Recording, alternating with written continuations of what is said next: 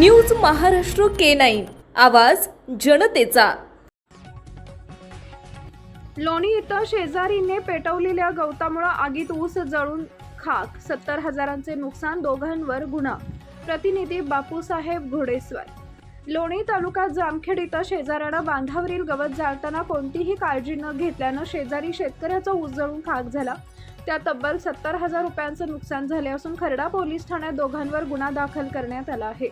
लोणी तालुका जामखेड गावच्या हद्दीत शेतकऱ्यांनी बांधावरील गवत जाळताना मोठा निष्काळजीपणा केल्यानं या आगीची झळ शेजारी शेतकऱ्याच्या उभ्या ऊस पिकाला बसली। आग पसरून शेजारील शेतकऱ्याचा ऊस जळून खाक झाला असून अंदाजे 70,000 रुपयांचं मोठं आर्थिक नुकसान झालंय।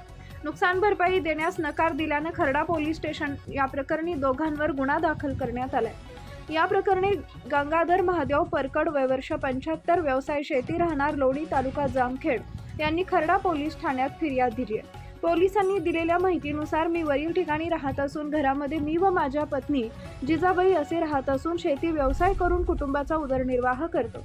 दिनांक 11 मे 2026 रोजी दुपारी 1:30 वाजण्याच्या सुमारास माझ्या शेजारी शेत असणारे सुब्राम नाना शेंडकर, राहणार लोणी, तालुका जामखेड यानं शेत गट क्रमांक 95च्या बांधावरील गवत जाळण्यासाठी बांध पेटवून दिला।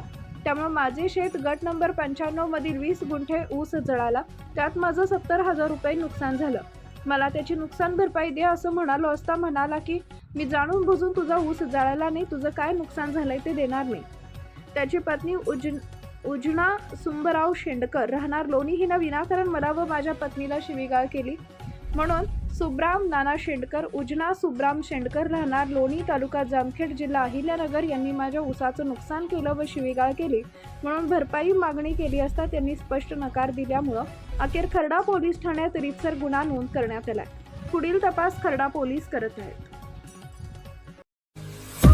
महाराष्ट्रातील महत्त्वाच्या आणि ताज्या बातम्या पाहण्यासाठी आमच्या न्यूज महाराष्ट्र K9 चॅनलला YouTube वर सबस्क्राइब करा आणि बेल आयकॉन प्रेस करा।